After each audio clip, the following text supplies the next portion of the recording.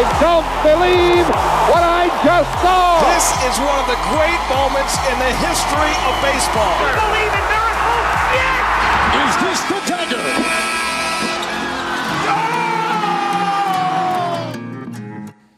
Finally, the podcast has come back to Mississauga.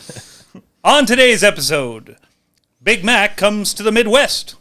KG leaves Minnesota and realizes anything is possible. Agassi wins for the last time. Dr. J comes back to New York City. Ricky comes north of the border. The South Park guys swing and miss. And the Lightning catch lightning in a bottle. These big-time sporting events and tons of other stuff for the sports geek on this episode of This Day in Sports. All right, Mike, you've been working on your intros. Yes, It's that's all I worked on. It's really good. It's The really rest good. of it's going to be a bit anticlimactic, but You loosened it up a little bit. Yeah. A lot more fun in there. Well, Smile in your voice. the next one's more somber. So, also, I noticed as I was reading it, a lot of people changing cities as a theme for today. Oh, okay. That the may city come back switch. later. yeah. Maybe that'll. Yeah.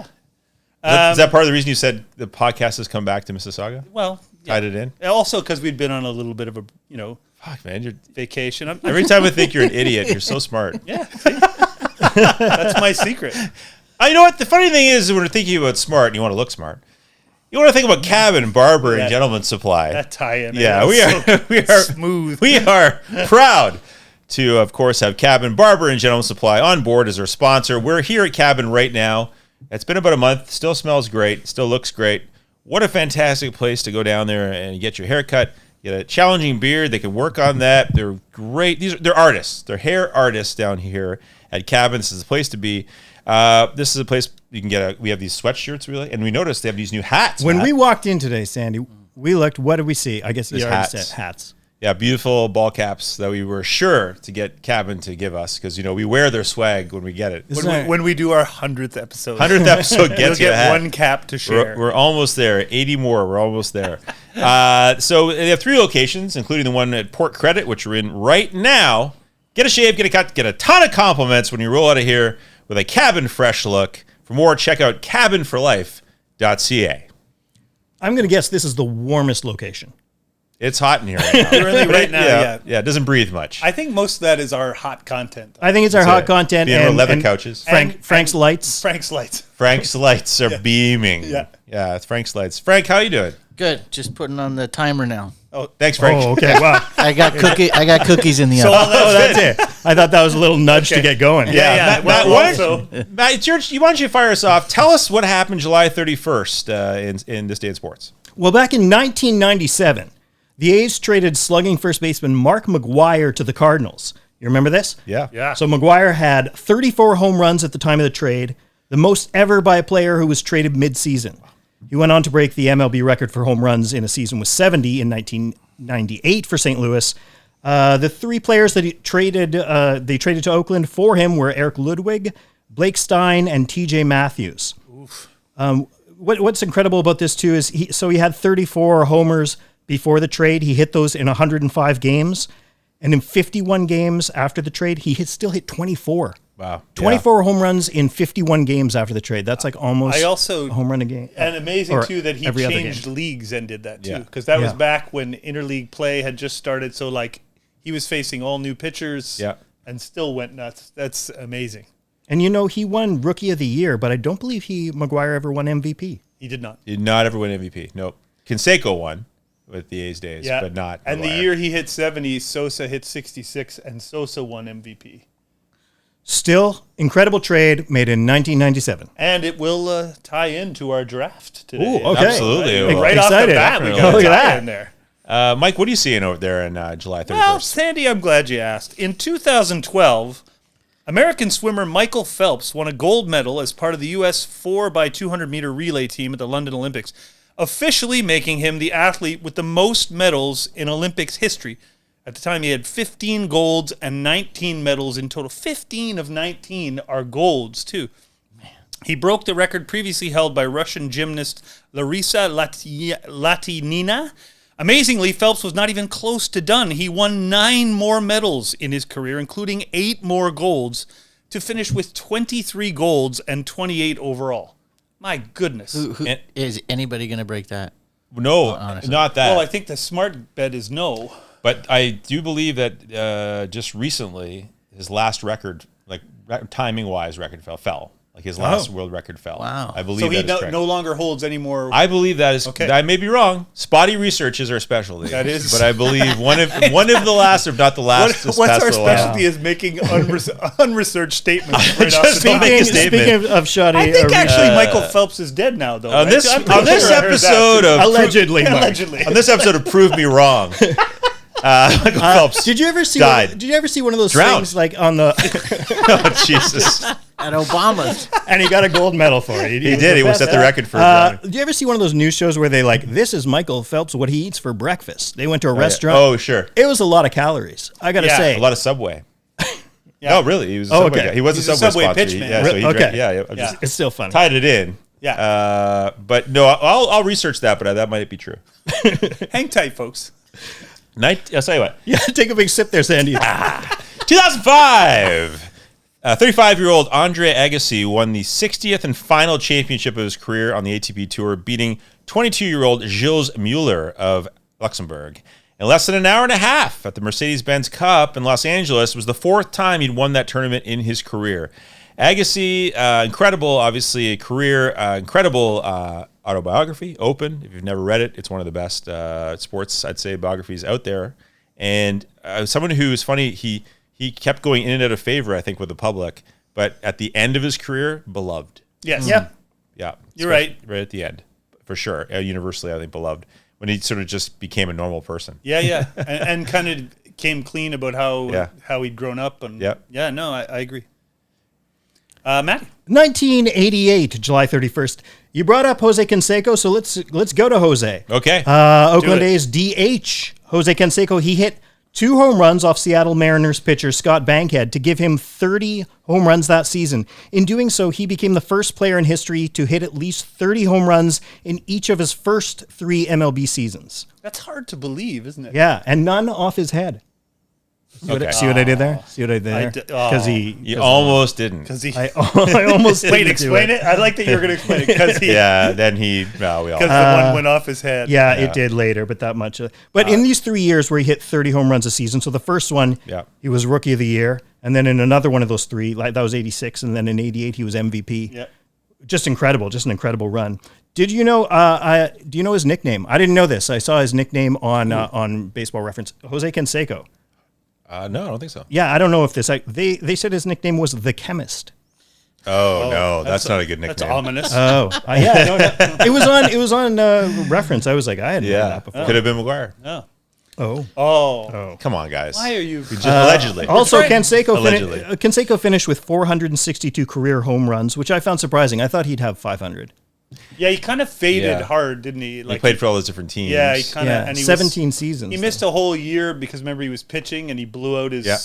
elbow that Yeah. one time, and he Right. got hurt a lot. That is surprising. I think most people would have guessed. If you were to say true or false, he hit 500 plus. Yeah. Most people would say true. Yep. Yeah, absolutely. Prove us wrong.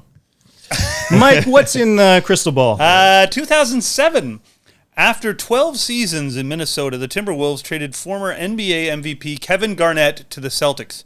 In exchange, Boston traded Al Jefferson, Gerald Green, Ryan Gomes, Theo Ratliff, Sebastian Telfair, and 2 future first-round picks to Minnesota. It was the largest return in a trade for one player in NBA history. A month earlier, the Celtics had also acquired Ray Allen from Seattle for 3 players and a draft pick. And they won the NBA title less than a year later. One thing I remember about his training program was he used to play one-on-one basketball full court. Really? Yeah. That's how you get your Cardio. Your cardio. Yeah, you play one-on-one basketball full court. And he was kind of like, you know, Muhammad Ali would be, or George Foreman in their prime was very much like you had a sparring partner, but you needed a few more because they couldn't keep up with them. That one-on-one training was a lot of like, who's the next game? And he would keep playing and playing fresh legs against them too. One-on-one full court. Wow. That's a lot of running. Here's a question that comes up when I read this. How many players did the Celtics have in 2006? Like, how did they have like that many players to trade and just Yeah. get 2 guys back? Yeah. I don't know how that I guess. I think you only had like 15 guys on your roster. Like yeah. they really gutted that team. I guess didn't they? several other trades. Yeah, you know? yeah. Yeah, Sam Cassell included. Remember that he got Sam, right? He was on that team, wasn't he? Yeah. Just thinking of the Big Baby, what's that guy's name? Who'd they draft at LSU? Glenn Davis? Yeah, he was there. Keep naming guys. They might have. Keep going. 1998. 1998. Basketball. No, not mispronouncing. Basketball was released on that day. The movie comedy was based on the fictional runaway success of a new sport, a hybrid of basketball and baseball, invented by two slackers named Coop and Doug, played by Matt Parker and Trey Stone of South Park fame. It also co-starred Yasmin Bleeth, Jenny McCarthy, and Ernest Borgnine. It was a box office dud and received generally negative reviews. It is the only film or TV project of any kind involving Stone and Parker that they did not write, direct, or produce themselves. I will tell you, I laughed a lot in this movie. I've not seen it. The one running joke in this movie I remember being so funny was they constantly had a man's bare ass appear in scenes. So it'd just be a scene going on. And at first it's a porno scene, I think, off the top, and it makes sense. But then later on, there's just a guy will just drift in with his bare ass. And it was just a running thing in this movie. And I was like, they've clearly, like, and it rode that thing of like, it's funny, it's not funny anymore. Oh, it's way funnier now. And I think if you watch this movie, there's about 9 times that someone just randomly comes in. Always a man with a bare ass. Did it become like a cult classic? Like there was I think following? it did because like, that's how people were like, you got to see it. It's pretty Okay. funny. It's actually pretty funny. Yeah. You know? Yeah. It's also the only film in history that co-stars Yasmin Bleeth and Ernest Borgnine. Thank God. Yeah. Prove us wrong. No, I haven't researched that, but I'd be willing to bet. it was never Ernest Borgnine who was coming into screen with the. No, Well, okay. we'll never know. You never saw his bare ass. Some of them were just ass. No, it was actually mostly was Trey Parker and Matt Parker, and Trey Stone, their asses. I'll mostly. bet. Yeah. I can't believe they got involved in a project where they didn't write it. Yeah. Yeah, Like, really strange. Jeez. Yep. I liked it. It probably doesn't hold up. There's no way anything from the 90s holds up anymore, but I feel like that'd be a good one. Well, speaking of the 90s, in 1994, Ukrainian pole vaulter Sergei Bubka broke his own world record by a half an inch by soaring 20 feet, 1 3/4 inches at a meet in Sestriere, I believe I'm saying that right, Sestriere, Italy. It was the 35th and final time that he added to his own world record. So Bubka was twice named Athlete of the Year by Track and Field News. He won the gold medal at the 1988 Seoul Olympics, 6 consecutive world championships, and in 2012, he was one of the 24 athletes who were the inaugural inductees of the International Association of Athletics Hall of Fame. Say that again 5 times. Oh, my really. goodness. Good for you. You didn't trip over that once. Well, I don't know. Did I? What I did on the inches. But I will say that. What's the name of the show?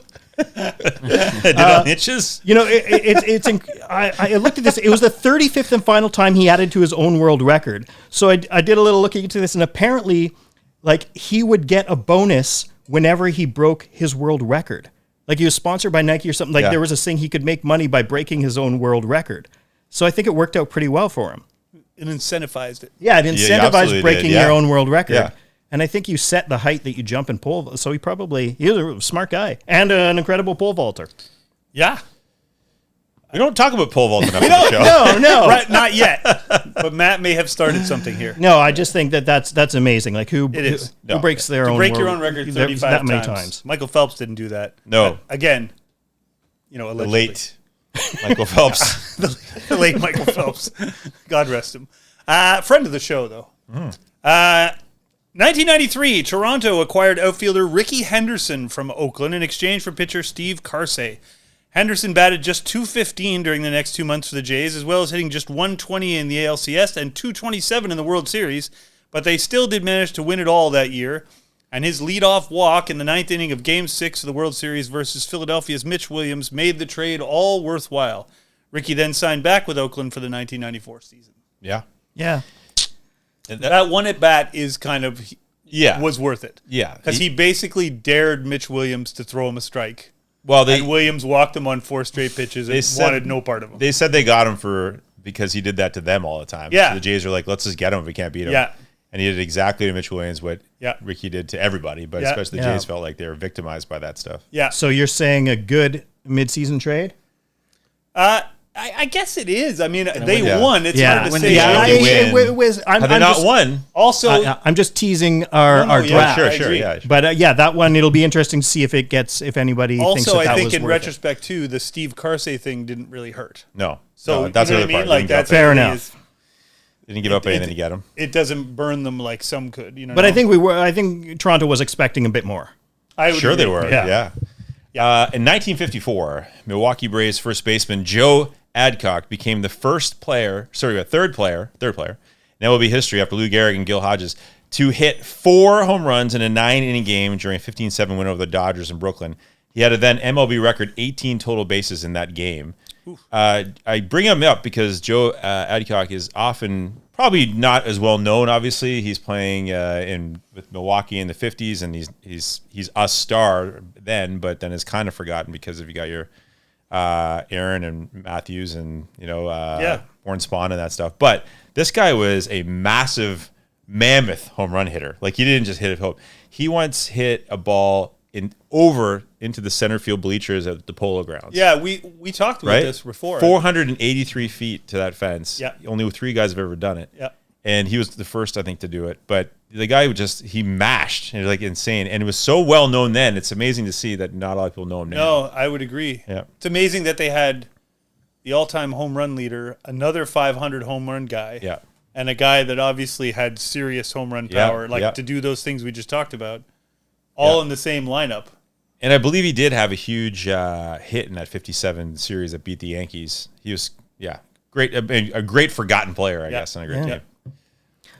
In the year 2000, after he was released by Calgary, Tampa Bay signed 25-year-old free agent winger Martin St. Louis. In his 2 seasons with the Flames, St. Louis had scored just 4 goals in 69 games. That's incredible. He spent the next 13 seasons with the Lightning scoring over 950 points, winning the 2004 Hart Trophy, 2 Art Ross trophies, 3 Lady Bings, and becoming a 5-time All-Star. He also helped the team win their first ever Stanley Cup, Tampa Bay, in 2004 over, the Calgary Flames. Yes. Yeah. So St. Louis is still the franchise's career leader in points. That's the Lightning's franchise leader in points and assists. And he was named to the Hockey Hall of Fame in 2018. And just a shout out to, we all know he's a great player, but he went undrafted and was signed with Cleveland in the IHL. And then the Flames signed him in 98, and he was up and down between the minors and their fourth line for a couple years. He was also left exposed in the 2000 expansion draft, and neither the Wild nor really? I the didn't Blue know that. Jackets took him. Oh, I didn't know that. Wow. Then the Flames bought out his contract, and he signed with, then he went on. I and think signed now with, that kind of makes Tampa. him now the David Ortiz of Right. the NHL, right? The That's guy who was crazy. released Yeah. Yeah. and then claimed for next to nothing and then went on to have a Hall of Fame career. There's not many of those. And now he's the coach of the Habs. Yeah. Yeah, but I mean, Still rolling. For the Flames, he did just score 4 goals in 69 games. So I don't know what was happening there, but Well, he's not Well, very was big, he a right? rookie? he's Like, 5'8". Yeah. Yeah, it he might a- be a size thing. Was he a rookie? Is that why? He played his first 2 years in Calgary, but he Like, up- yeah, he fourth had, line? Matt Yeah, he said, was on the fourth up line. and Yeah, and he down. was up and down from the minors, but he still played that many. And yeah, so I think it was just his size and probably playing on the fourth line. Yeah. Yeah. Didn't get a chance, I No. guess. And, Guy's a legend, man. and his each leg is bigger than my waist. I believe it. Really, eh? He's He's one of got my favorite players. huge, Yeah. stumpy legs, so you can't move him off the puck. No, I wouldn't think. And then the star beside him is Vincent Lecavalier, who's exactly the opposite physically. Right. A tall, skinny guy. They were just such a total opposites, but Yeah. stars at the same time. Okay, who's more handsome? Lecavalier. Yeah. I mean, he's a handsome guy. He's a handsome guy. St. Louis is a good-looking guy. I like Yeah. the gray hair now. He looks great, but Yeah, Vince Lecavalier. You get lost in his eyes, Matt. he's next level handsome. It's me, right? Yes. 1928, July 31st. I remember it well. American Betty Robertson became the first woman ever to win an Olympic gold medal in track and field when she won the 100-meter dash at the 1928 Amsterdam Olympics. A native of the Chicago suburbs, she was still 3 weeks from her 17th birthday when she won the 100-meter final with a time of 12.2 seconds. By the way, Canadians Ethel Smith and Fanny Rosenfeld tied for second and third with a time of 12.3. Robinson remains the youngest athlete of either gender to win an Olympic sprinting gold medal. She won another gold medal 8 years later as part of the American 4x100 relay team. Imagine being not even 17 That's crazy. and being the fastest person In the on world. Earth. I gotta say the name Fanny Rosenfeld though. That sounds like That's a character, 1928 name. but it sounds like a character Jerry Lewis played. It's like, is there a reservation for this table? What's that, Fanny Rosenfeld? And like this is And his traveling companion, Ethel Smith. exactly. It's an unusual. Yes. Okay. They don't, and also neither of those names sound like fast names. No, not They at all. were evidently, but they don't sound- sound like they'd be fast. Not at all. They sound like this is the 19. What year was it? 1928. Yeah, someone who works in the typing pool. Yeah, that's I'm just gonna say you would. It's 1928, Matt. Sandy. Okay. Allegedly. That's Where do you not- think they worked in 1928, Matt? CEO of a company? Wake up! 1989. We're not recording this right. No. 1989. Well, we might be recording, but no one's listening. It's just a dry run. 1989. The Twins traded former Cy Young winning pitcher Frank Viola to the Mets in exchange for 5 players, including pitchers Rick Aguilera, Kevin Tapani, and David West, who were all huge contributors to Minnesota's World Series winning team in 1991. That is the perfect time to trade Frank Viola. Yeah. They nailed it. Absolutely got the peak amount of things, parts for him. And that is definitely, you look at Aguilera, huge for that part. These are just an absolutely good trade. 2 years later, it paid off. Took 2 years to pay off, but still, it paid off big time. Frank Chin Music Viola, I used to call him. Oh, yeah. Frank Chin Music Viola was Not his afraid nickname. to come inside. Yeah. Hello. What's the name of the movie you're making? Okay. Well, we should get to quick hits. Quick hits. Quick hit. 1972. White Sox infielder Dick Allen hit 2 inside the park home runs during an 8-1 Chicago win versus the Twins at Minnesota's Metropolitan Stadium. He hit both of them off future Hall of Fame pitcher Bert Blyleven. He was just the 7th player in MLB history to do it at the time, and the first in nearly 50 years, hitting 2 inside the park home runs in a game. I think Greg Gagne did it in. Greg Gagne? Yeah, Greg Gagne. Greg Gagne? Greg Gagne? Both of them did it. Greg Gagne. Sounds like a wrestler. But In '86. so Greg Gagne did. That's unusual. No, it's just I unusual. think he did it in I think October you're of right. '86. Sure, but Dick Allen, I'm thinking, okay, but Greg Gagne, that's surprising. That's not a big hitter. No, Dick Allen No, also. but the inside the park part is, yeah, 2 inside the Yeah, parks. I crazy. mean, one could be a fluke, right? But, Yeah. Dick Allen also runaway AL MVP that year in 1972, just by such a large margin. 72, yeah. And not a Hall of Famer, sadly. Yeah. Quick hit. Thank Quick you. hit, 1993. In the Wichita Open, Mike Albee became just the 3rd player in history to roll a 300 in the finals of a PBA event. He defeated the legendary David Ozio 300 to 279 to win the event. See, we don't have enough pole vaulting. We don't have enough bowling. Yeah. I'm taking steps to fix that. Quick hit! 1971. Back to 71 to go for running back Jim Brown and head coach Lombardi. We're inducted into the Pro Football Hall of Fame. Which Lombardi? You tell us. Leo. David Lombardi. But yes, Lombardi and Brown into the Hall of Fame in 1971. Okay. Quick hit. By winning the men's 1,500-meter freestyle event, Australian Grant Hackett became the first swimmer ever to win a world championship in the same event in 4 consecutive years. Quick hit. Nice. I like how you do your quick hit at the end, too. That's good. Cap said. Quick hit! In his second try, 1990, Texas Rangers pitcher Nolan Ryan won the 300th game of his career, defeating the Brewers 11-3 in Milwaukee. Despite being 43 years old at the time, he threw 7 2/3 innings and struck out 8 in the game. And 2 weeks later, he threw 10 innings and struck out 15 with no walks in a 1-0 win over the White Sox. Quick hit. Yeah. Yeah. Quick hit! 2006, after playing 1 season in Ottawa, 42-year-old goalie Dominic Hasek re-signed with the Red Wings. He played 97 games, winning 56 of them over 2 more seasons in Detroit before retiring. Wow. Whoa. Yikes. Can we get a thank you? Quick hit. Quick hit. Happy birthday, Mr. President, or are we ready to go to birthdays? sure. Go for it. Okay. let's say, so happy birthday to Hockey Hall of Famer Brian Hextall in 1913. That's Brian Hextall Sr. He was born in Grenfell, Saskatchewan. Happy birthday to Hall of Fame offensive lineman Jonathan Ogden, who was born in Washington, D.C. on July 31st, 1974. He part of the very first two picks of the Ravens draft, of their first inaugural draft. They got Jonathan Ogden and Ray Lewis. Wow. Yeah, Not too bad. Their first two picks. Happy birthday, 1960, longtime NHL player Dale Hunter. Some might boo. Pierre Turgeon's booing from somewhere right now. Recent Hall of Famer, Pierre Matt's Turgeon. not booing, but he's... Matt's making can't find shuffling his papers. I don't know what's happening. Long-time Keep going. NHL player Dale Hunter was born in Petrolia, Ontario.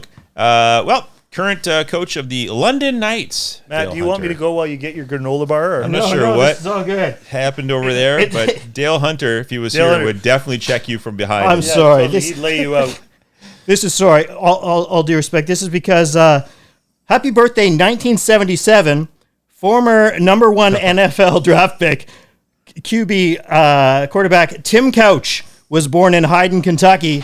Just wanted to get that out because there it is. That is a Tim Couch jersey, friends. It's a rare relic. Not a lot of people have one. Did you buy it as soon as he was drafted? Yeah. Yeah. Matt used to wear that back in Winnipeg. Yep. Right. So you didn't. Yeah, there wasn't. once All he in on started Tim playing- Couch. Right. So, right. who, McNabb went number 2, I believe. Was it right? Oh, boy. Oh, man. What could have been? But happy birthday to Tim Couch. Happy birthday indeed. Happy birthday, 1968 and 1972 Heisman Trophy winning quarterbacks Andre Ware in Galveston, Texas, and Chris Winkie in St. Paul, Minnesota. Two of the bigger Heisman Trophy quarterback NFL busts. Yeah. Neither of those guys really had much of an NFL career to speak of, but they were both born on July 31st. Well, let's go now to 1988. Happy birthday, 7-time Pro Bowl wide receiver A.J. Green in Somerville, South Carolina. Fantastic wide receiver for a long, long time for those Bengals, and I'll tell you, that was a hot pick always in fantasy football. Oh, yeah. Happy birthday in 1951 to tennis legend Yvonne Goolagong, born in New South Wales, Australia. We would be remiss. This is going to be a death I'd like to remember. Is 2015 WWE legend Roddy Piper died in 2015 on this day. For my money, top 5 wrestling heels ever. Oh, yeah. Just great at it. Yep. One of my favorites from when I was a kid. I wanted to give a shout out to Roddy Piper. Absolutely, as you should. Absolute legend, as you say, a great villain. But good performance all the time. Yeah. Didn't matter. He was always, and apparently great guy. Everybody quite the actor. They all loved him, and he's in They Live, which is a great film. Yeah, man. Classic sleepover movie. Totally. Well, listen, we talked a lot about the trade deadlines in baseball. A lot of trades that made a big difference. To teams. Mid-season trades. Mid-season trades, opportunity mid-season trades that went on to be successful. I know we've had a bit of a debate before we even started this next section for drafting about what qualifies, where is it, where does this trade land, and we're going to probably debate a little bit about the parameters of that. But we should have some fun with that. Now, we've never really decided until this exact moment, of course, what the order would be. Oh, are you going to roll your die? I'm going to go to my nerdy dice page. This is going to be what seems to be physically impossible, a 3-sided die. And I'm going to tell you who's going to go where. So, Matt, here we go. Okay. Okay, guys. There's There's a definition, by the way, of a 3-sided die in here I've just found. What a definition is. Let's see if we can get this on here. Matt, you're about to go. Here we are. Matt, you are going to go first. Okay. I'll take that. Okay. And then, Mike, you're going to go. Dun, dun, dun, dun. Are you ready? Also first. Mike, you're going to go. It just keeps going first. Wait a minute. Yeah, it just goes 1 and 1 all the time. Well, how about this? Why don't you give us all a number? And then It's great that we're doing this on the air, too. I think this People are loving this. I think this is Why good. don't I just go I second? think this, Mike, yours just went 2. There you go. It did. It finally went 2. So 1, 2, 3, I'll go third. This is going to be fun. And then let's just, next draft, we'll just reverse it. What do you say, guys? Sure. Okay. Sure, that's great. See you later. All right, I don't have a clear top one. I'm going to be honest with you guys. So I'm just going to say I really like. Okay, I'm going to pick the Dodgers getting Manny Ramirez in 2008 from Boston in a 3-way deal. He went on to hit 396 for the rest of that season with 17 homers, 52 RBI, and 53 games. I think that's great. I mean, they lost the NLCS to the Phillies, so that may hurt me, but I just think it was a great deal. It was a great for them. Guys, I don't have headphones on, but did you even tee up what the draft is? Yeah, I didn't hear it. We did. We're talking about MLB trade. I'll go for it. Just a quick summary. Thank you, Frank. Thanks. Sorry. MLB trade deadline. Trades Most at deadlines. impactful Yeah, most deals. impactful that went on, and we're trying to, I think, get it basically in that season. It went great, and if it kind of fades a little bit off that, fine. Yeah, we're not going the future. We're going But it should that be in what that happened year. in the moment. In Who that had the most year. impact to being winners or close to winners in that year. That's right. Is that the Thank best summary? We're doing 4 rounds. 4 rounds. 4 rounds. Okay. 4 rounds. Sandy, can you roll to see who goes first? It's you. Okay. I'm taking Manny Ramirez. Yeah, thank you. The Okay. acquisition of Manny Ramirez in Thank you. 2008 by the Dodgers. Now Thank you. Now who's first? That would be Matt. All right, so no, you don't have to do this. I did this. My criteria for this is going to extend a little bit. I Okay. only am picking guys whose team ended up winning the World Series. Oh, Sure. okay. Just because I figure Self-policed. No, that's fine. You don't have to do that. Sure. I just figured I that think was that's a criteria. I think that's a good idea. So it's only guys who helped that team win the World Series. that Yes. year. So with that in mind, I am going to take my first pick will be, I think, Ricky Henderson. In 1989, was traded from the Yankees to the A's for Greg Cadaret, Eric Plunk, and Luis Polonia. Oakland won the World Series that year. Henderson was 89 ALCS MVP, as we all recall, Blue Jays fans, where he single-handedly dismantled. He had 8 stolen bases and was not caught once in that ALCS and hit 400. He also helped them reach the playoffs in 90 and 92, but I'll take Ricky in 89 going from the Yankees to Oakland. Absolutely. What's interesting about that is how many people who are maybe even a little more like casual fans that thought Ricky was also on the 88 team. Yeah, I I've know. had so many people say, where's Ricky? It's like he wasn't on that. He was on the 89 team. He kind of skipped that thing. And I don't think it's a coincidence that they won in 89 and didn't win in 88, right? Like Absolutely. Like he was clearly the difference maker. Well, then if I'm going to go with yours, Mike, I don't want to pick your pocket of this, but I go through another fine. speedster. Lou Brock. Pick away. June 15th, 1964. Lou Brock, traded by the Chicago Cubs with Jack Spring and Paul Toft to the St. Louis Cardinals for Ernie Broglio, I believe you say it. Yeah, Broglio, yeah. Broglio, Doug Clemens, and Bobby Shantz. Lou Brock, they go on to win the World Series that year, the Cardinals, and continue to get another series again in the 60s. And he sets all the records for stolen bases until Ricky does it and beats him. Lou Brock, not the most fantastic fielder, but you forget that he wasn't just fast. He could crush. And you were talking earlier, Joe Adcock hits the ball dead center field, polo grounds, 483 feet. Only 3 guys did it. Hank Aaron, Joe Adcock, and Lou Brock. Also, Lou Brock, one of the great postseason players ever. That's another thing. Like- yes, clutch time. Like, unbelievable. His postseason statistics are really, really good. Great leader, beloved, and there you have Hall it. of Famer. All right. And it turns out, Hall of Famer.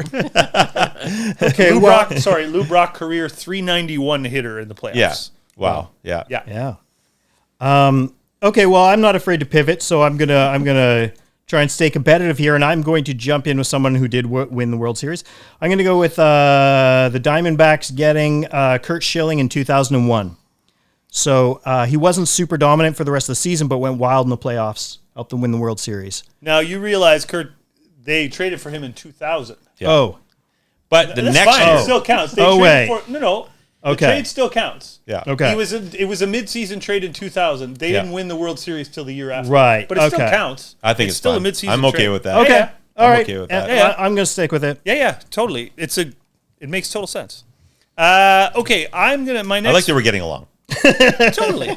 This is a little bit of an under the radar one, but I'm going to take my second one is going to be Kansas City acquired Ben Zobrist in the middle of the 2015 season from Oakland for Aaron Brooks and Sean Manaea.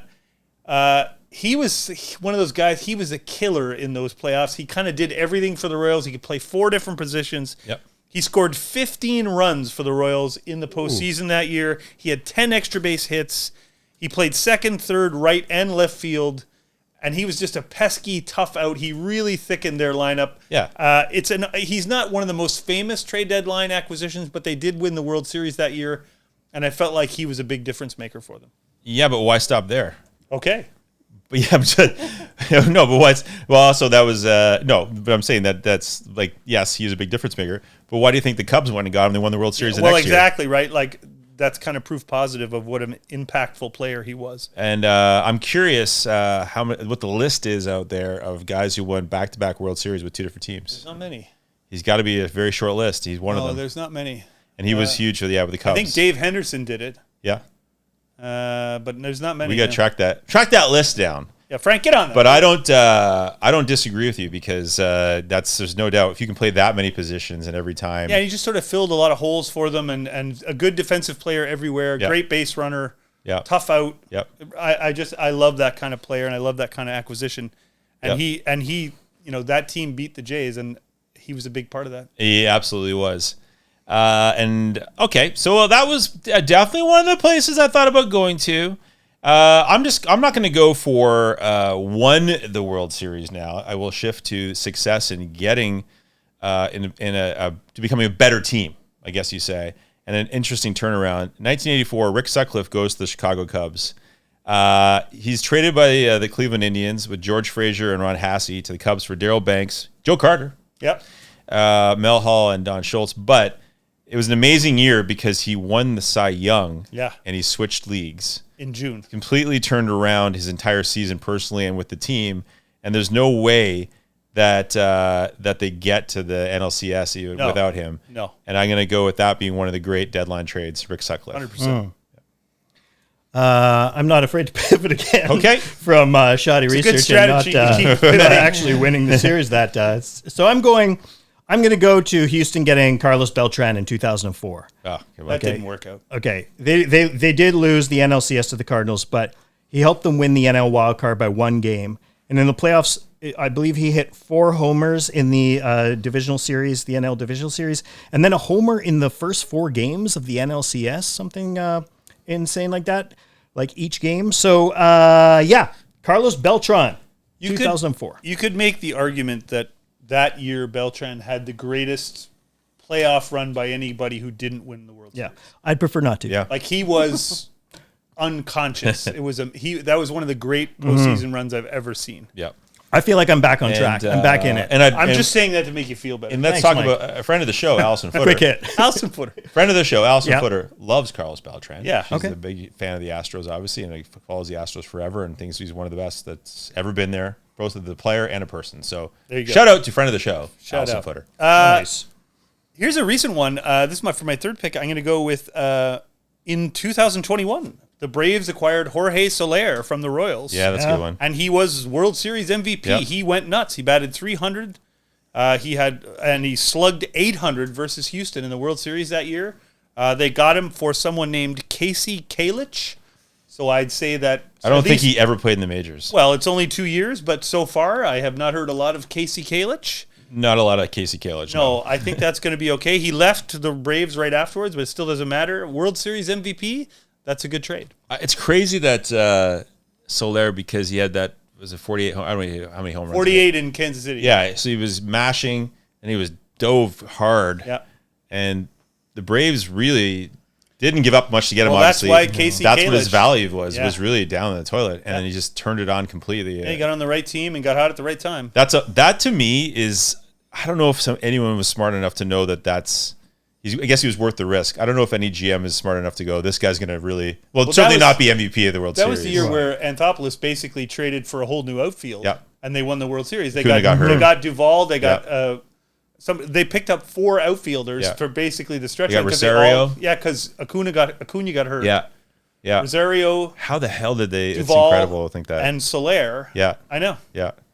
This is an interesting trade, which I'm sure is on your radar. I think it's interesting. So this is in 1998 where the Astros acquire Randy Johnson. Yeah. So they make this trade with the Mariners, but both teams benefited from this trade in a really big way because, yes, immediately Randy Johnson, he's huge. He takes them right through until they lose the NLDS to the Padres. But in 2001, Freddie Garcia is fantastic. Yep. Carlos Guillen's a key part. The two of the three, John Halama, yeah, okay. But in 2001, that was the best team that ever was, the wins, and those two were a huge part of that. So both teams won that trade. Yeah. Another team obviously went on to win the World Series, but I will say that I guess the Randy Johnson side for immediacy was the big part of that deal. It will never cease to amaze me that 2001 Mariners team that won 116 regular season games did it without Griffey, Rodriguez, or Randy Johnson. Yeah. You are talking about three their inner circle all-time greats. Yeah. And they traded all three of those guys within a very short period of time. Yeah. Or lost them to free agency and then won 116 games. They kind of went from like a central core of stars to like a spread out team. A pretty deep team. Yeah. Right? So obviously Atro's there and Alderud is there and Boone has that great year at second. Jamie Moyer. Carlos Guillen's there, Moyer's there. Mike Cameron's there. Yeah. All these guys. Edgar Martinez was still there. Edgar Martinez was there, of course. But you say Jamie Moyer, Freddie Garcia. They had a good bullpen. Sasaki, Such a weird, unexpected team that goes on to win those, but then it all falls apart in the playoffs. I know. Sadly. One more each. Yeah. One more. Okay, Matt's gonna pivot enough again. of my talking. Man. Enough of my talking. Let's move on. All right. I'm going to, gosh. Okay, I'm going to go my fourth pick. It's going to be Milwaukee getting CC Sabathia in 2008. Yeah. Helped them get the wild card spot. He got two crucial wins in that last week of the season where he made last week and a half. I think he made 3 starts. Incredible, 3 days rest or something. Just really, he put them on his back. He got them there. He was incredible for the stretch. He went 11-2 pitching in 17 games for Milwaukee. Yeah.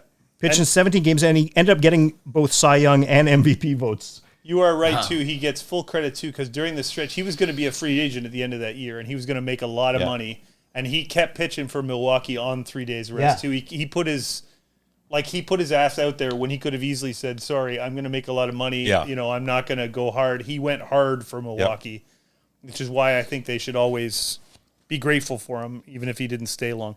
Okay, here's a classic thing I'm going to say to it before you make your pick, Mike. I'm at the point where I have one pick left. So if you pick, if I make it, I'm screwed. I got a feeling you're okay. Because my last pick is only to get this mentioned. It's not going to win me the draft, but I don't care. In 2014, this isn't a trade; it's a waiver claim. Okay. In 2014, the Giants claimed Cody Ross on waivers from the Marlins in the middle of the season. Cody Ross then won NLCS MVP that year for the Giants. Batted .350, slugged .950, and hit 5 home runs in that postseason for the Giants. And he was a waiver claim in the middle of the year. I know it's not technically a trade. Sure. Don't care. Okay. It's kind of a great story. Well, if it costs me the draft, I'll get over it. Well, interestingly enough, Mike, I got nervous because you were sniffing around in the area of my pick. Nah. And Hunter Pence. Nah. Oh. Yeah. I wanted no part of that. Yeah. Were you not even? No, it wasn't even on my list. Well, I'm going to tell you but something. It's a good one. Yeah. July 31st, 2012, Giants sent Nate Scherholtz and 2 minor leaguers to Philadelphia and got Hunter Pence in return. Pence will play a key role in both 2012 and 2014 World Series. In 2014, he batted .444 in the World Series. Yeah. That guy was a monster team player as well. Great guy. And just a quick personal story. Go to the Giants game, and if you go to the games there's a side garage, and all the fans will go and wait there because the players come out of the bottom of the basement parking lot and they take off in their sports cars. Phenomenal sports cars come around the corner and they fly down the road and everyone goes crazy. This is happening. I'm there with my wife, Kylie, friend of the show. Friend of the Kylie show, Evans. She hasn't been on yet. We're watching all this come out, and then you see, I'm like, Kylie's like, who's that guy on the scooter? And I said, oh, it's Hunter Pence, and he was on one of those push scooters, just riding along the side of the building where all these sports cars are flying out of this. He's just a regular dude. And then I don't remember if you guys remember that same summer, his scooter was stolen. So there was a citywide search in San Francisco to find Hunter Pence's scooter, and they found it. It's like a huge deal. So I love Hunter Pence and everything about him. I'm taking Hunter Pence in 2012. Yes. And his scooter. So now we're going to go to our judgment, and we have the perfect person to do this. Longtime baseball aficionado. Let's go see him, introduce him to our crowd, and see what he thinks of our draft. All right. Okay, so let's dig into this. Today, our guest judge, representing July 31st, of course, is currently a baseball columnist with the Toronto Star and hosts the outstanding podcast Deep Left Field. Previous to that, he was part of the Toronto Blue Jays radio broadcast from 2002 to 2020, and of course, hosted the Blue Jays post-game show on the Fan 590. He's a fountain of baseball knowledge, truly respects the game, which is a big part of this, and we couldn't possibly have a better judge for this particular dork draft, as we call it. Welcome to the show, Michael Samuel Wilner, or as his friends call him, Mike Wilner. All right. Woo! Mike, thank you so much for being on the show. Appreciate it. Thanks for finally putting me on. I know. Happy to do it. We wanted to have you on several times. This is, I think, the perfect time to have you on. I was just thinking about it just to kick off. Especially when you're doing the post show. So every major league city has these post shows, and what do you recall most to be the, so perhaps is there any particular call-ins that really stuck with you over those years that you were like, that was weird, that was awkward, this is something I always thought about? I mean, to host a show like that, especially to do it for 17 years like I did, you've got to be like a closer, right? You have to have a short memory. As soon as it's over, and you move on, because otherwise it would just drive you insane. So I don't remember a lot, but I do know like that a lot of the times, people call into radio shows for a few reasons. Usually they call into sports radio shows because they're angry about something. And very rarely does someone call to say, hey, things are great. This is terrific. But, out of the 17 years I did it, I mean, the Blue Jays sucked for 15. So there weren't a lot of things to be happy about. And if they didn't suck, they were good, but not good enough to ever get in a race with the powers in the division. So a lot of times, most of the time, people who called in were angry. A lot of the time, people call in because they can't get anybody else to listen to them. So if they call a radio show, you kind of have to listen. So I got a lot of those. I mean, there are a couple that stand out. There was, talking about trades and stuff. There was a call I got in September of 2004, 5, 6, somewhere around there, where Vernon Wells had just signed that 7-year contract, and he was having a crappy year in the first year of the deal. And the Jays were playing the Orioles, and the Orioles had a September call-up named Tyke Redmond, who was 7 for 18, right? So he was hitting 400, and some guy calls up and says, we should trade Vernon Wells for this guy. That's a tough one to forget. That was me, actually, Mike. Yeah. That's why we wanted you on the show. I wanted to restart that argument. That one stands out. There are a couple of people who I'm pretty sure were putting me on. There was one woman who called in very frustrated with the, 13 or 14 Blue Jays, who said she hoped their plane goes down on the way back from a road trip. Wow. I'm not going to forget that one. But yeah, those ones stand out. Yeah, definitely do. Well, yeah, no one's calling in because they're happy. You're absolutely right about that. We definitely found that in any city, it seems. So obviously you brought up the idea of these trades and deals and things that happen, and those are obviously most of the time what ignites everyone's ire, because they feel how they feel about a particular trade. Sometimes they're happy for a moment, but generally that's what starts to spark that fire. So that was our topic for our draft, of course, was these trade deadline or mid-season baseball trades, and which were the best, which ones had the best effect on on these teams. We gave you this list. Looking at it right away, we had, we'll say team one was Manny Ramirez to the Dodgers, Kurt Schilling to the Diamondbacks, Carlos Beltran to the Astros, CC Sabathia to the Brewers. Team two, Ricky Henderson to the Jays, Zobrist to the Royals. Jorge Soler to the Braves. Waiver claim, Cody Ross. Then we had Team 3, Lou Brock to the Cards, Rick Sutcliffe to the Cubs, Randy Johnson to the Astros, and Hunter Pence to the Giants. So there's 12 players looking at. Which one do you first want to target on that you think was a great trade? Which one trade of Is those? there one trades? guy that really jumps out to you to start off, just to kick the conversation off? I mean, they were all they all brought very significant players. I think the ones that had the most immediate, huge difference to the team was the CC Sabathia deal, and three: Sabathia, Sutcliffe, and Randy Johnson. Because if I remember correctly, I think Sabathia went 11-1 or something like that with the Brewers. Johnson was 10-1 with the Astros, and Sutcliffe, I want to say, he won the Cy Young Award. I mean, it was a June trade, right? He was 16-1 with the Cubs, and they all wound up winning. So those were immediate, huge impact. But at the same time, those teams, none of those teams won the World Series. Yeah, which is the goal of those, those trades that you're trying to make. And obviously that's a high bar, right? Because, you make the playoffs, anything can happen. And the key is just to make the playoffs. But once, you can start looking at it in retrospect, winning the World Series is a pretty big deal. And, the Brewers, it's funny, that CC Sabathia deal, I remember hearing all the time. And it's funny how it almost always works out that way, that this huge prospect that this team just absolutely doesn't want to part with, and they have to be really talked into it, doesn't wind up doing anything.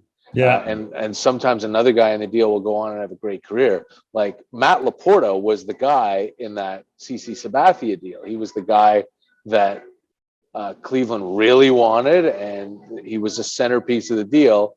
And I actually used him on an immaculate grid a couple of days ago, forgetting that he never actually played for Milwaukee, that he was just a prospect. So that screwed me up there. But Laporta was the guy. And meanwhile, Michael Brantley goes in that deal, who winds up having a phenomenal career over almost 20 years in the big leagues, right? The Randy Johnson deal was a heck of a return, right? Three legit big leaguers who wound up playing for a while. But those are the deals that stand out to me as initial huge effect. Obviously, the Ricky Henderson deal with the Jays was massive, but then Ricky came and hit 215 with the Blue Jays. So he wasn't Ricky Henderson, even though he still got on base. He still stole 22 bases in 44 games or whatever it was. And he was on base when Joe Carter hit the home run. Ben Zobrist, right, wins the ALCS MVP. And almost equally as important as that, the Blue Jays wanted him, and they were talking to the Royals about getting him, or talking to the Cubs, I guess, about getting him. I don't remember where he came from. No, he came from Tampa, I think. Tampa. Oh, okay. Tampa. Went to the Cubs the next year. Went to the Cubs and won another World Series, right? Yeah. So the Blue Jays were heavily involved and didn't want to give up Rowdy Tellez, and there was somebody else that was going to be involved in the deal, but also wound up moving in the David Price deal. So they didn't get Ben Zobrist, and Ben Zobrist winds up being the ALCS MVP against them. So it's a double threat, right? Those they're all significant. None of you whiffed on any of these choices. I don't know about the waiver claim of Cody Ross, but everything else I think was lovely. That's a good alternate history. If only we had Zobrist at second, in 2015, right? How different that would have been. Wow. Or in left, maybe he plays left and they don't get Ben Revere. Who knows? But the Royals don't have him. Yeah, that's the other point. Yeah, who doesn't have him? Okay, so you don't like the Cody Ross, Mike? Do you want to defend yourself with the Cody Ross? You're giving it away already. Oh, you just gave away. Well, I could tell too when I brought. Well, his facial expression, if you're on YouTube right now, definitely gave it away too. Okay, so first of all, I would say then if we're going to blow who my team is, you'll notice that all four of my picks did win the World Series that year. That was I added that criteria. Randy, that's the Randy. Oh, sorry, your team too, right? Yeah. But I figure Cody Ross waiver, he was NLCS MVP that year, and he cost the Giants nothing. That was kind of why I thought it was a great transaction. There is no Michael Brantley going the other way. There is no Freddie Garcia going the other way. So I sort of feel like for the Giants, that was a huge free, hugely impact. He hit 5 home runs that playoff for the Giants. I agree he's not like a historic major league player, but he did have a great run for them. So that's why I picked it. Also, just for something to talk about too. Yeah, and that's the one that stands out to me just because I have a couple others in mind that I think were really, really good deadline deals that none of you picked. And if that's the last pick, so should have gone with one of mine. Oh, let's hear some of those. Yeah. What would those be? Yeah. Well, I've got the two that immediately jump out. One is the David Cohn deal, which was also a waiver deal. Cohn to the Blue Jays in 1992 for Jeff Kent, who's should be in the Hall of Fame, but no one cares that they gave him up because they won the World Series. Yeah. And Ryan Thompson. That was a massive, massive deal that got the Blue Jays from this team that couldn't win the big game to winning the World Series. And Cohn had 2 wins in that World Series. And 2 hits. And he had a couple of hits. That's right. Yeah. That was a big one. The other big one was the one the Tigers made in '87 when they traded John Smoltz to Atlanta for Doyle Alexander. And Doyle comes to the Tigers. He goes 9-0, and they wind up chasing down the Blue Jays. I know everyone in Toronto just completely wants to forget 1987. Yeah, we don't talk about that. Old enough to remember. Yeah, but I mean, that was a huge, huge deal. And the other one, not one, but several, like if you, I don't know if it's cheating, but you combine that week in 2015 that Alex Anthopoulos had, where he made 4 deals, and he got David Price, Troy Tulowitzki, LaTroy Hawkins, Mark Lowe, and Ben Revere. Yeah. And basically didn't give up anything. No, that's a very good point, is that none of the guys the Jays gave up really have been painful to watch. Right. Go on to great talk careers. about how Alex Anthopoulos devastated the farm system with those trades. But I took a look, and they traded 12 guys in those 4 deals, 4 of whom had played in the major leagues already. Daniel Norris, Matt Boyd, Miguel Castro, and Jose Reyes. Boyd and Norris are the only ones who have gone on since leaving the Blue Jays to have more than 3.5 WAR. Mm-hmm. And that's over 8 seasons. Yeah. And out of the 8 prospects they traded, the 8 guys who had never played in the major leagues, 2 of them never made it. And the other 6 have combined since then till now for negative 0.3 WAR. Oh, wow. So the Blue Jays legitimately gave nobody away in those trades. Yeah. We, I often think that's the case too, Mike. I think certainly right now, I think teams sort of love their prospects so much that they almost become overweighted. Like teams are so reluctant to part with them. And everybody remembers the Larry Anderson for Jeff Bagwell trade, or, you know what I mean? But I think there are a lot more that end up being like what you're just talking about, where, the guys they got in exchange didn't really work out. It has to kind of go perfectly for it to work out, and it didn't.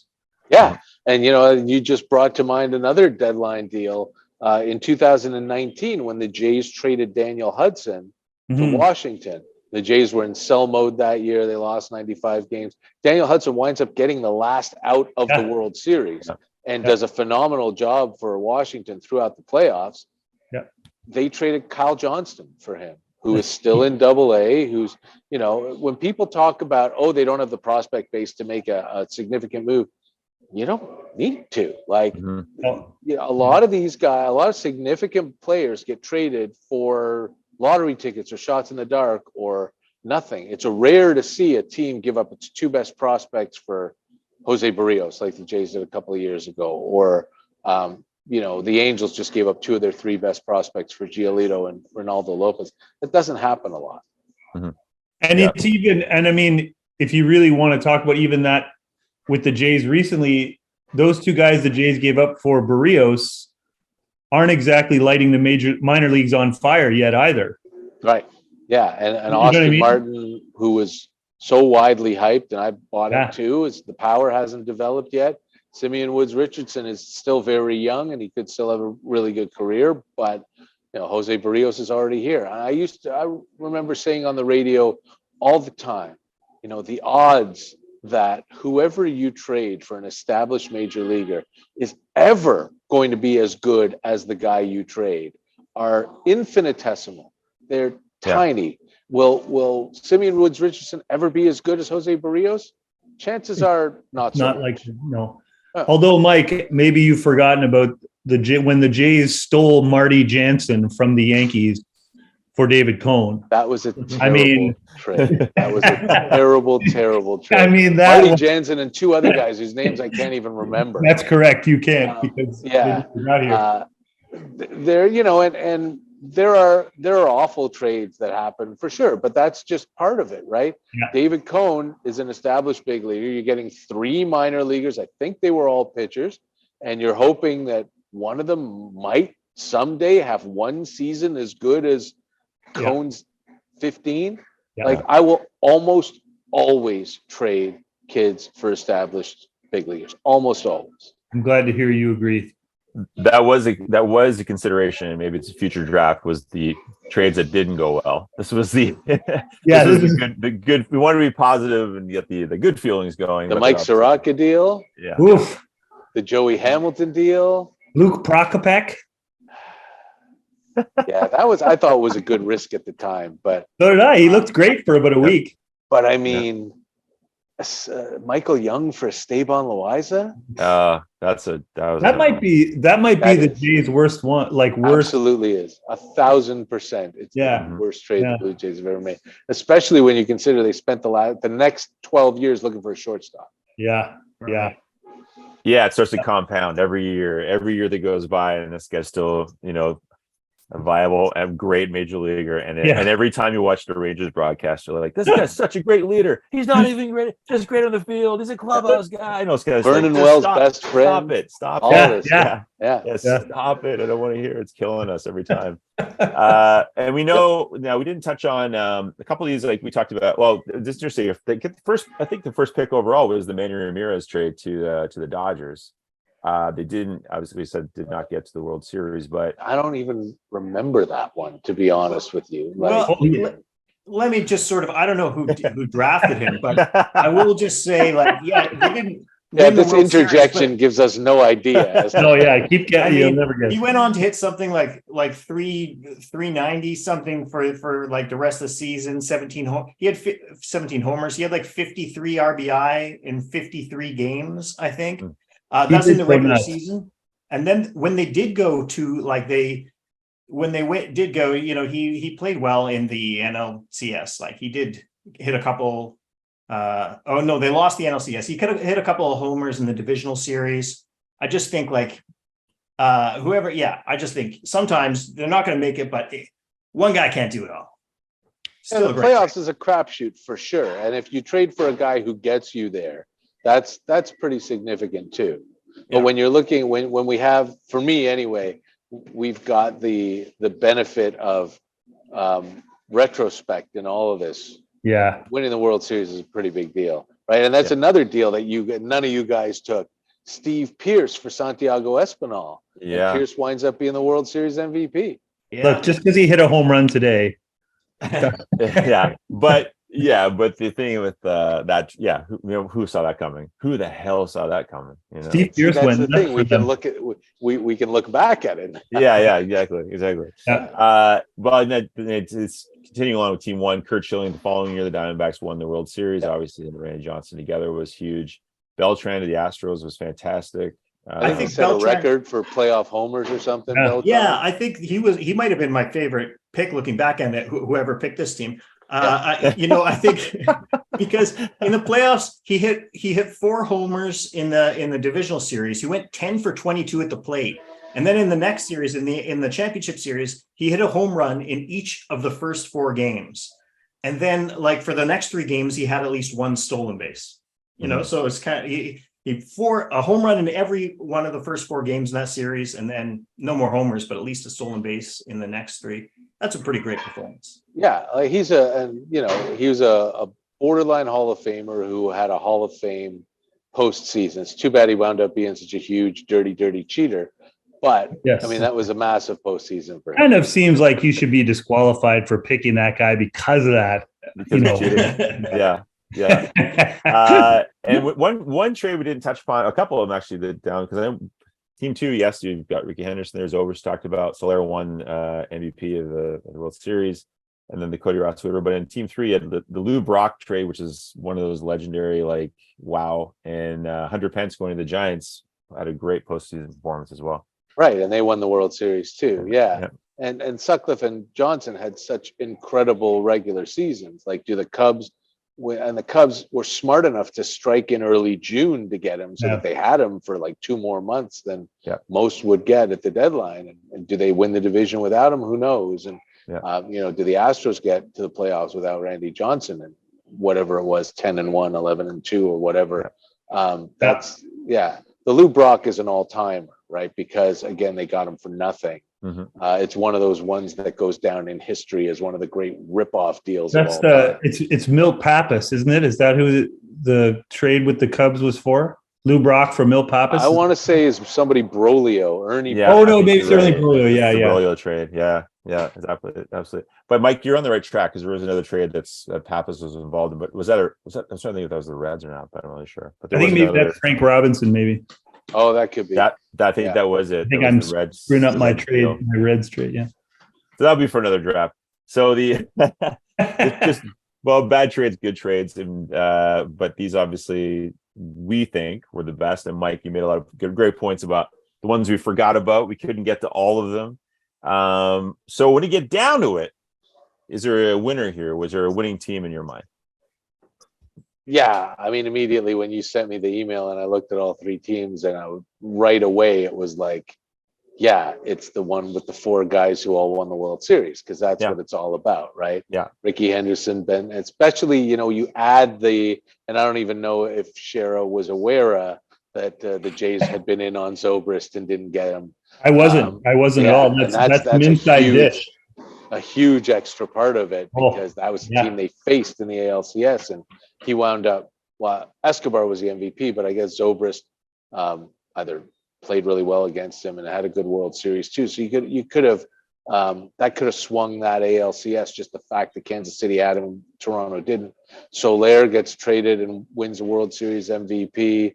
And I'll even give you Cody Ross, even though you could have had Steve Pierce or David Cohn or any of those things. But with all 4 guys win the World Series that year, that's what you want, obviously. And even though it's a crapshoot, and even though it's more about who's hot in October than which team is better, those guys were major contributors. Even Ricky Henderson, just to take him away from Oakland.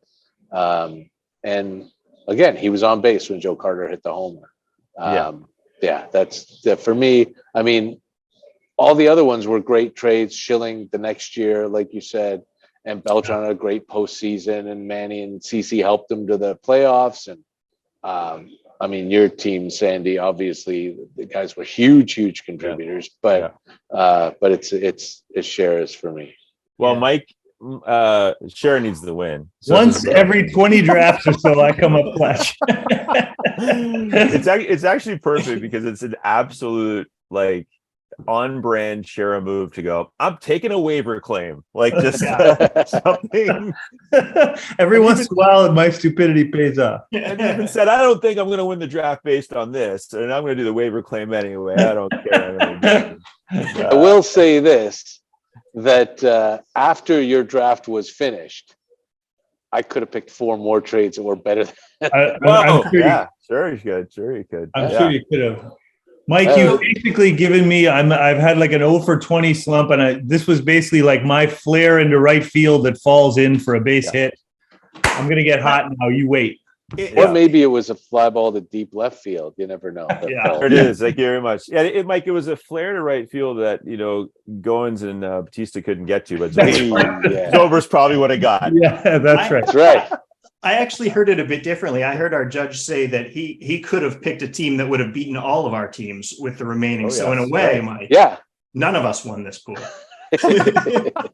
I mean, David Cohn, Steve Pierce, Doyle Alexander, and those Jays trades, but blows you all out of the water. Sorry. Well, this is the perfect way to wrap this up that nobody wins. I mean, nobody wins. It's really just the way it is. Well, the Wait a judge minute, wins. did I black out? What? Oh, no, sorry. You won. I'm marking this in my ledger. I'm going to have this in my journal tonight. Mike, we really appreciate being on the show. We know you worked the Jays game today and you got work to do, and you made the time down there at what we still call the Sky Dome to find a spot, any spot that you could to get a chance to get on the show. So we really do appreciate making the time. Yeah, for sorry sure. it was such a crappy spot, but I'm absolutely thrilled to be here with you guys. Thank you so much for having me. We're delighted to have you. Thanks for coming, Mike. Thanks so much. Thanks, My Mike. pleasure. Okay, well, no one ever said he wasn't opinionated. He had his opinions. I believe his judgment was fair. You know what? When you got down to it, what I found anyway, I was looking at all these trade choices. If you're just doing trade deadline, it gets kind of small. Yeah. And then we could also, next time we talked about, do like failures. Yeah. Trade deadline failures or bad trades or bad moves. Or where the guys they traded came back to haunt them. Or kind of like a whatever, future. Yeah, the future success. Seward. Yeah.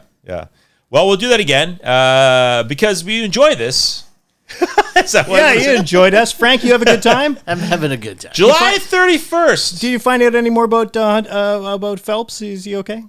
He's still alive. Okay. Thank you so much, Frank. Okay, Thank you. good. See, Thank you so much. That's the hot information you Cleared come to it the up. show We for. did need a positive ending. Yes. Thank you again for checking out This Day in Sports for July 31st. I'm Sandy Jobin Bevins. I'm Matt Kippen. I'm Mike Shera. See you soon. Nice. We're back in it. We're back in it, baby. I can already see the thumbnail. Let's take it up a notch.